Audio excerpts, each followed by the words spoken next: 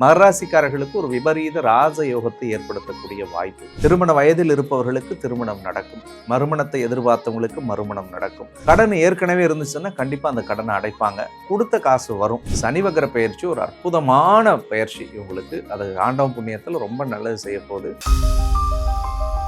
Retro ஆன்மீகம் நேயர்கள் வணக்கம். இந்த ஒரு இன்ட்ரெஸ்டிங்கான கான்வர்சேஷன்ல நம்ம கூட யாம இருக்க பயமே அருண்குமார் சார் இருக்காரு. சார் வணக்கம் சார். வணக்கம் சார். எல்லாரும் ஒரு பக்கம் பேசிக்கிட்டு இருக்க விஷயங்கள் என்னன்னா, இந்த சனி வக்கர பயிற்சின்றாங்க. இந்த சனி வக்கர பயிற்சினா என்ன நடக்க போகுது? இந்த சனி வக்கர பயிற்சியோட தாக்கத்தால ராசிகளுக்கு எப்பேற்பட்ட பலன்கள் பாதிப்புகள்லாம் இருக்க போகுது? ஸோ நவகிரகத்துல பொதுவாகவே நவகிரகங்கள் அத்தனையுமே முன்னோக்கி நகரும். ராகுகேது மட்டும்தான் பின்னோக்கி நகரக்கூடிய தன்மை கொண்டதுன்னு நம்ம கேள்விப்பட்டிருப்போம்.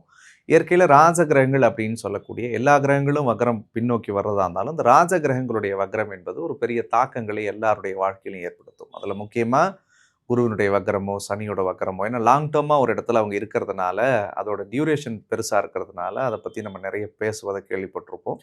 அந்த அடிப்படையில் சனி பகவான் வக்கரம் அடைகிறார். வக்கரம் அப்படின்றது ஒன்றும் இல்லை, இயல்பாக நகர்ந்து போகிற கிரகம் திருப்ப ரிவர்ஸில் வர்றது. இந்த வாட்டி உத்திரட்டாதி நட்சத்திரத்திலே பாத அடிப்படையில் தான் சனி பகவான் வக்கரம் அடைகிறார். மீன ராசியிலே தான் சஞ்சரிக்க போகிறார். அந்த வகையில் வரக்கூடிய சனியினுடைய வக்கர பயிற்சி ஜூலை மாதம் 15ஆம் தேதியிலிருந்து நவம்பர் 30 வரைக்கும் வாக்கிய பஞ்சாங்கப்படி நடக்க காத்திருக்குது. கிட்டத்தட்ட 139 நாட்கள் சனி பகவான் பல மாற்றங்களை, பல அதிசயங்களை எல்லாருக்குமே செய்யறதுக்கு காத்திருக்கார். சரி, இந்த சனி வக்கர பயிற்சியில எந்தெந்த ராசிகள்லாம் சீரும் சிறப்புமா இருக்க போகுது? சீரும் சிறப்புமா இருக்கிறத விட நிம்மதி சந்தோஷத்தோடு இருக்கக்கூடிய ராசிகள்னு ஒரு 4 ராசிக்காரர்கள் இந்த சனியினுடைய வக்கரத்தில் இருக்காங்க. அதில் முதல் ராசியாக இருக்கக்கூடியது மேஷ ராசிக்காரர்களுக்கு 7.5 சனியினுடைய தாக்கம் ஆரம்பித்ததிலிருந்து அவர்கள் பட்ட கஷ்டத்திலிருந்து கொஞ்சம் ரிலீஃப் ஆகி விடுபட்டு வரக்கூடிய ஒரு காலமாக இருக்கும். ஏன்னா நிறைய வேலையில் பிரச்சனை, தொழிலில் பிரச்சனை, ஒரு மென்டல் ஸ்டெபிலிட்டியாக சரியாக என்னால் யோசிக்க முடியலன்னு நினச்ச மேஷராசிக்கெல்லாம் கடவுள் அருளோடு அந்த தாக்கங்கள் கொஞ்சம் குறைஞ்சு ஓரளவுக்கு கொஞ்சம் பாசிட்டிவான வாழ்க்கைக்குள்ளே போகிறதுக்குரிய வாய்ப்பை நிச்சயம் தரப்போறாரு.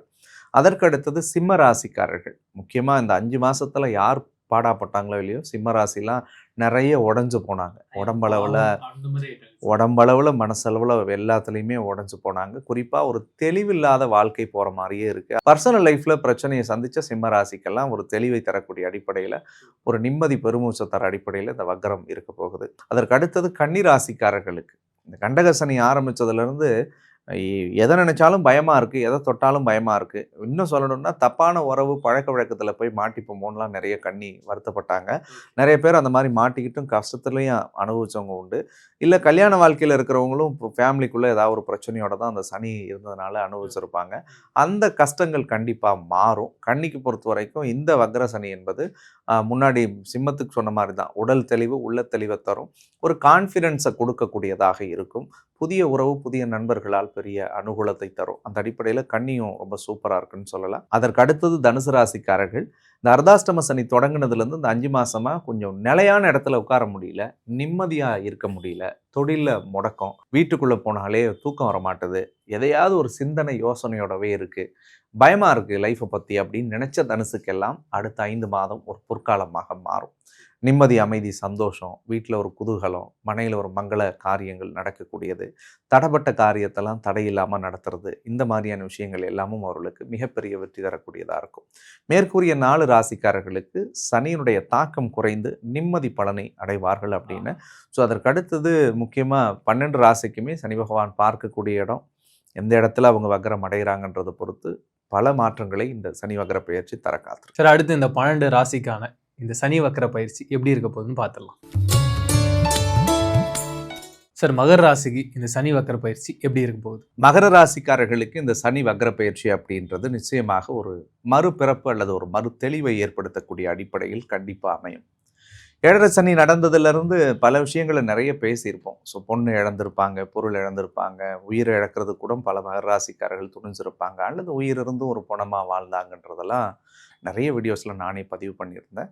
அந்த 7.5 சனி காலகட்டங்களில் அவங்க பட்ட கஷ்டத்திலிருந்து மீண்டு வந்து வாழ்க்கையை ஒரு மீட்டுருவாக்கம் செய்வதற்குரிய ஒரு அற்புதமான நாட்களாக அடுத்து வரக்கூடிய 5 மாதம் அவங்களுக்கு அமைய போகுதுன்னு சொல்லலாம். ஏன்னா ராசிநாதன் தன்னுடைய இயக்கத்திலிருந்து வக்ர நிலைக்கு வராரு. அதுவும் சனி பகவான் 3வது வீட்டிலிருந்து வக்ரம் அடைகிறது. கெட்டவன் கெட்டிடில் கிட்டிடும் ராஜயோகம்னு சொல்லுவாங்க. ஸோ அந்த அடிப்படையில் மகராசிக்காரர்களுக்கு ஒரு விபரீத ராஜயோகத்தை ஏற்படுத்தக்கூடிய வாய்ப்பு. ராஜயோகம்னா பணம் கொட்டும், பேர் அடிக்கும் அப்படின்லாம் கிடையாது. உங்கள் வாழ்க்கை தரத்தை மேலோக்கி கடவுள் கொண்டு போய் சேர்ப்பார். குறிப்பாக குடும்பத்தை தொலைத்த மகர ராசிக்காரர்களுக்கு குடும்ப வாழ்க்கையில் நிம்மதி, அமைதி, சந்தோஷம் பெருகும். உடலை இழந்தவர்கள், மனதை இழந்தவர்கள், நோய் நொடியில் மாட்டி சிக்கி தவிக்கிறேன் சார், மென்டலாக ஸ்ட்ரெஸ்ஸாக இருக்குது, கிடப்பில் போட்ட கல் மாதிரி இருக்குது, ஒரு உணர்ச்சியே இல்லை, என்னால் எதையுமே செய்ய முடியல, உலகத்தில் வாழ பிடிக்கல, சில முயற்சி எடுத்து கூட என்னால் சக்ஸஸ் பண்ண முடியல அப்படின்னு உடஞ்சு போன மகர ராசிக்கெல்லாம் ஒரு புத்துணர்வையும் புது உயிரையும் பாய்ச்சக்கூடிய அடிப்படையில் இந்த சனியினுடைய வக்கரம் நிச்சயமாக அமையக்கூடியதாக இருக்கும்.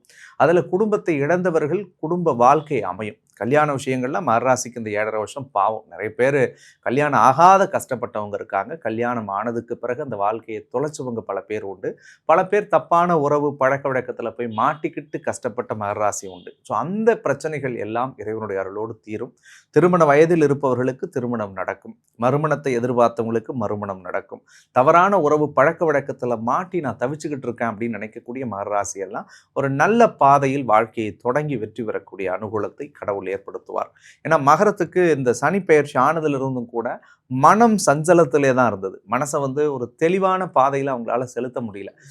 பல மகராசி கால் பண்ணி, சார் 7.5 சனியில கூட நல்லா இருந்ததுங்க, இன்டர்வியூ ஆரம்பிக்கிறதுக்கு முன்னாடி கூட ஒரு நண்பர் பேசுறார், சனி பெயர்ச்சி ஆனதுக்கு அப்புறம் தான் இந்த 7 மாசமா ரொம்ப ஒரு முடங்கி இந்த மாதிரி இருக்கு, இந்த 5 மாசமா அப்படியே ஒரு எதுவுமே பண்ண முடியல சார் அப்படின்னாரு. பட் அது கவலைப்படாதீங்க, சனி பகவான் இந்த வக்ர இயக்கத்திற்கு வரும் பட்சத்தில் நிச்சயமாக அத்தனை மாற்றத்தையும் ஏற்படுத்துவார். அதுல மெயினா உங்களுக்கு ஒரு புது தன்னம்பிக்கை, புது தைரியம், புது தெம்பு, புது தெளிவு வரும்.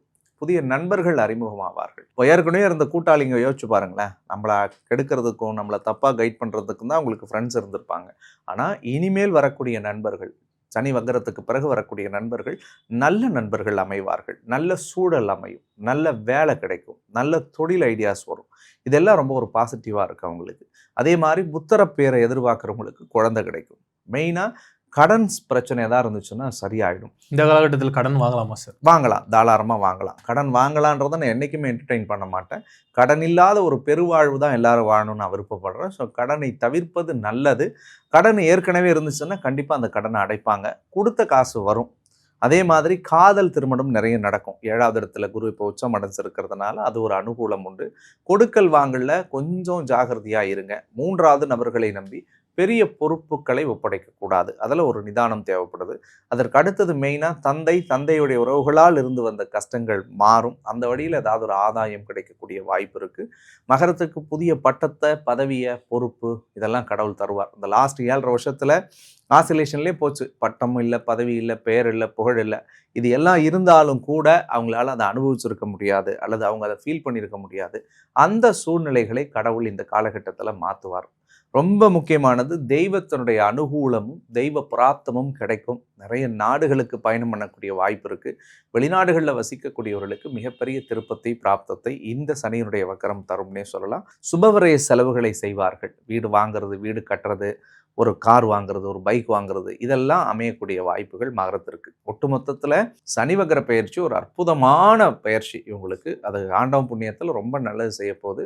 மகராசிக்காரர்களே, 7.5 சனியில் நீங்கள் எதெல்லாம் கஷ்டப்பட்டீங்களோ அதிலிருந்து மீண்டு உங்கள் லைஃப்பை கண்டிப்பாக கடவுள் ரொம்ப நல்ல பாதைக்கு கொண்டு போகிறாரு. அடுத்த 5 மாத காலத்தை அற்புதமாக நீங்கள் பயன்படுத்தணுன்றது என்னுடைய வேண்டுகோள். மகரம் எந்த விஷயங்களில் ஜாக்கிரதையாக இருக்கணும்? பேசுகிற விஷயத்தில் ரொம்ப ஜாக்கிரதையாக இருக்கணும். ஏன்னா மகர ராசியை பொறுத்த வரைக்கும் மனசில் பட்டதை மறைக்காமல் பேசிடுவாங்க. அதை யார்கிட்ட பேசுகிறீங்க, எங்கே பேசுகிறீங்கன்றதுல கொஞ்சம் முக்கியம். All glitters are not gold அப்படின்னு ஒரு பழமொழி இருக்குங்க. மின்னுவது எல்லாமும் பொன் அல்ல. அது மாதிரி நீங்கள் பார்க்குற நபர்கள் அத்தனை பேரும் நல்லவர்கள் அல்ல, நீங்கள் பழகுபவர்கள் அத்தனை பேரும் நல்லவர்கள் அல்ல அப்படின்றத நீங்கள் புரிஞ்சுக்கணும். ஏன்னா மகரத்தினுடைய இயல்பான குணம் கண்ணாடி டம்ளர் மாதிரி, எந்த கலர் தண்ணி ஊற்றினாலும் அந்த தண்ணியாக அது கலர் மாறிடும். அந்த மாதிரி நீங்கள் அன்பை விதைத்தால் மகரம் உயிரை கொடுத்துரும் உங்களுக்கு. ஆனால் அதனால் அந்த மாதிரி கொடுத்து தான் 7 வருஷம் நீங்கள் பாடாய்பட்டீர்கள். அதனால் தயவு கூர்ந்து இனிமேல் போதும், அடுத்தவங்களுக்கு உயிரை கொடுத்ததெல்லாம் போதும், இனிமேல் உங்களுக்காக வாழ தொடங்குங்க. மகரம் என்பது வார்த்தைகளில் கவனம், பேசுகிறவங்கள்ட்ட பழகிறவங்கள்ட்ட கவனம், ரிலேஷன்ஷிப்பில் ஜாகிரதையாக இருக்கணும். ஆணாக இருந்தால் பெண்களோட தொடர்பு வரும், பெண்ணாக இருந்தால் தவறான ஆண்களோட தொடர்புகளை ஏற்படுத்தும். இதில் ஏமாந்துடாமல் பார்த்துக்கோங்க. இந்த சனி வக்கர பயிற்சி காலகட்டத்தில் சார் இவங்களுக்கு ஏதாவது ஸ்பெஷல் அனுகூலங்கள் இருக்குங்களா? ஸ்பெஷலான அனுகூலங்கள் அப்படின்னு பார்த்தோம்னா, 3வது வீட்டில் இருக்கக்கூடிய சனி வக்கரம் அடைகிறதுனால மறைமுகமாக இருந்து வந்த எதிரிகளுடைய தொல்லை விலகும். நண்பர்களால் இருந்து வந்த பிரச்சனைகள் சரியாகும். சகோதர வழியில இருந்து வந்த கருத்து வேறுபாடுகள் எல்லாமும் தீரும். ஸோ இது எல்லாமே உங்களுக்கு கொஞ்சம் பாசிட்டிவ் தான். தடைப்பட்ட முயற்சிகள் தடையில்லாம நடக்கும். ஏற்கனவே தொடங்கி தாமதமா இருக்கக்கூடிய விஷயம் ரொம்ப ரேபிட் ஃபயரா இந்த 5 மாசத்துல முடியும்.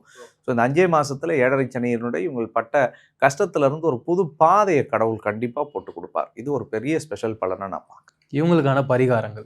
ராகு கால வேளையில செவ்வாய்க்கிழமை அல்லது வெள்ளிக்கிழமை அல்லது ஞாயிற்றுக்கிழமை எப்போ நேரம் கிடைச்சாலும் பக்கத்தில் இருக்கக்கூடிய உக்கர தெய்வத்தினுடைய வழிபாடு, காளி, துர்க்கை, அம்பாள், பிரத்யங்கரா, இந்த மாதிரியான சாமி எந்த சாமி இருந்தாலும் இந்த ராகு காலத்தில் போயிட்டு 2 விளக்கேற்றி மனதார சாமி கும்பிட்டு வரும் பொழுது ராகு கேதுவால் ஏற்படக்கூடிய தாக்கம் இவர்களுக்கு விலகும். கோச்சார ரீதியாக சர்ப்பதோஷம் இருக்கு. அதனால இந்த வழிபாடுகளை செய்யும் பொழுது அதனுடைய தாக்கமும் அழுத்தமும் நிச்சயமாக குறையும். சரி, இப்போ நீங்கள் சனி வக்கர பயிற்சியை பற்றி சொல்லியிருந்தீங்க. ஆனால் கிட்டத்தட்ட ஒரு 130க்கும் மேற்பட்ட நாட்களில் இது இருக்க போகுதுன்றத சொல்கிறாங்க.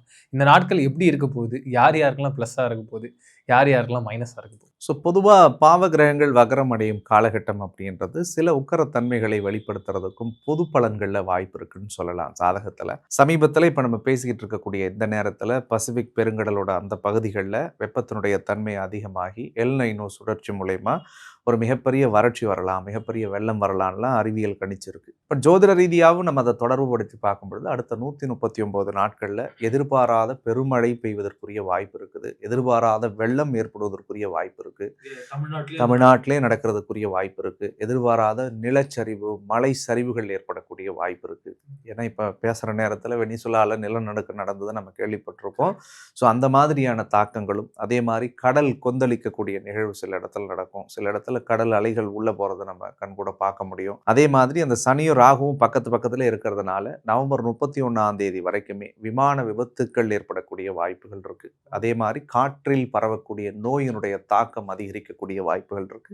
ஸோ இதிலெல்லாம் இந்த பொதுவான விஷயம், பொது பலன் அப்படின்னு வரும்பொழுது கொஞ்சம் அனைவரும் நிதானத்தோட இருக்கணும். ஏன் கரெக்டாக இந்த வக்ர பெயர்ச்சி 139 நாள்னா, ஏன் சென்னை உள்ளிட்ட அந்த பெருநகரங்கள் கூட இந்த சனியினுடைய தாக்கம், ராகு கேதுவினுடைய சுழற்சி, குருவனுடைய உச்சகுரு, அப்போ இந்த விஷயங்கள்லாம் வச்சு பார்க்கும் பொழுது சென்னை உள்ளிட்ட பெருநகரங்கள் கூட தண்ணியில் தத்தளிக்கக்கூடிய நிலைகளும் அல்லது இயற்கை சீற்றங்களால் சில பாதிப்புகளை சந்திக்கக்கூடிய சூழல்களும் தமிழகத்துக்குமே அது இருக்குது அப்படின்றது தான் இந்த சனியினுடைய வக்ர பெயர்ச்சி காட்டுகிறது. ஸோ அதில் மட்டும் கொஞ்சம் கவனமாக அரசும் இருக்கணும், அரசு துறை சார்ந்த அதிகாரிகளும் இருக்கணும், மக்களும் இருக்கணும் அப்படின்றது தான் ஒரு அன்பான வேண்டுகோளாக இங்கே வைக்கிறேன். நிறைய இன்ட்ரெஸ்டிங்கான இன்ஃபர்மேஷன்லாம் சொன்னீங்க சார். மீண்டும் சந்திப்போம். நன்றி.